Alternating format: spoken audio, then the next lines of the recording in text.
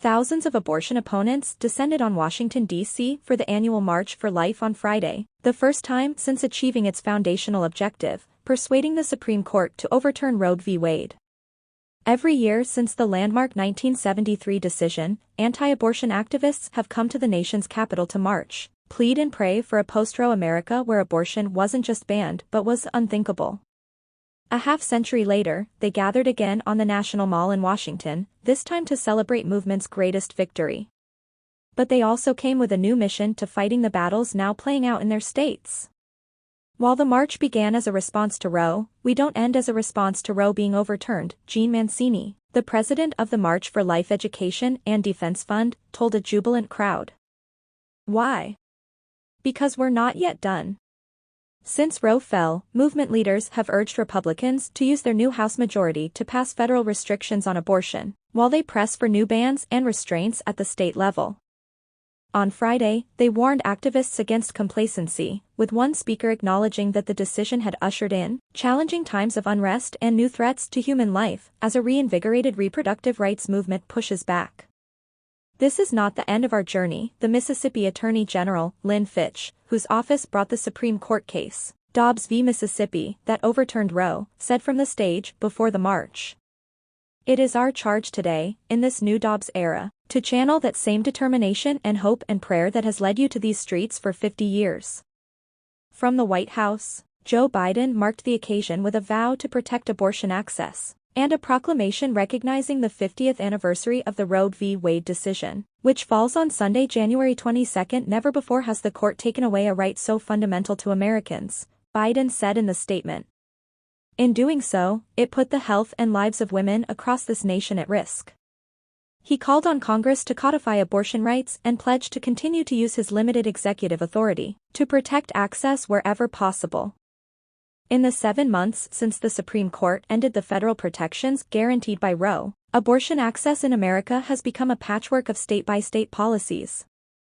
More than a dozen states have enacted sweeping bans on abortion, while several more aim to take similar actions when state legislatures reconvene this year. Pending legal challenges have added to the uncertainty. Their efforts to advance new measures at the state level have been met with fierce opposition from abortion rights advocates. Initiatives have sprung up to help women seeking abortions travel to states where it remains legal or to access abortion pills.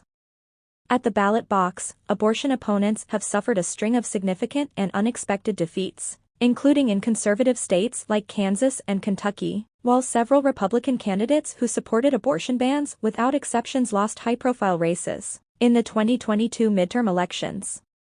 But at Friday's march, the mood was undeniably joyful. Busloads of high school students, a hallmark of the event, carried signs proclaiming, "I am the post-Roe generation." They marched alongside seasoned activists exulting in a victory that had once seemed unimaginable. "We did it," the Rev. Lolita Smith said, recounting her exuberance when the Dobbs decision was handed down. "But in doing so, we brought more battles to the forefront because now every state has a right to decide what their position is going to be." Activists from states where abortion remains legal said they were working toward a more complicated goal that required changing not only the laws, but hearts and minds, too. If anything, the pro-life movement is more important than ever before because now it's up to the states, said Katie, a 19-year-old college student from Massachusetts who preferred not to give her last name. The theme of this year's gathering was Next Steps, marching forward into a post-Roe America, a recognition that the fight to end abortion in America has moved to Congress and all 50 state legislatures. To further underscore the shift, the march charted a slightly different course. Instead of finishing at the foot of the Supreme Court, they concluded at a spot located between the court building and the U.S. Capitol. At the rally, the speakers presented a united front, committed to the march's overarching vision to end abortion. But the post-Roe landscape has exposed fault lines in the anti-abortion movement as Republicans, elected officials, and activists press ahead with varying demands, tactics, and approaches. What is the most ambitious we can be? Marjorie Dannenfelser, the president of Susan B. Anthony Pro-Life America, a leading anti-abortion group, told reporters this week. Dannenfelser said she would like to see Congress enact a federal minimum standard that would ban abortions after a certain point early in a pregnancy. though she was clear-eyed that the prospects of such action were dim as long as Democrats held the Senate and the White House.